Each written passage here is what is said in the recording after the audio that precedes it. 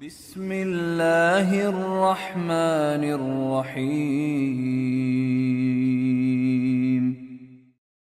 إذا زلزلت الأرض زلزالها وأخرجت الأرض أثقالها وقال الإنسان ما لها يومئذ تحدث أخبارها بأن ربك أوحى لها يومئذ يصدر الناس أشتاتا ليروا أعمالهم فمن يعمل مثقال ذرة خيرا يره ومن يعمل مثقال ذرة شرا يره.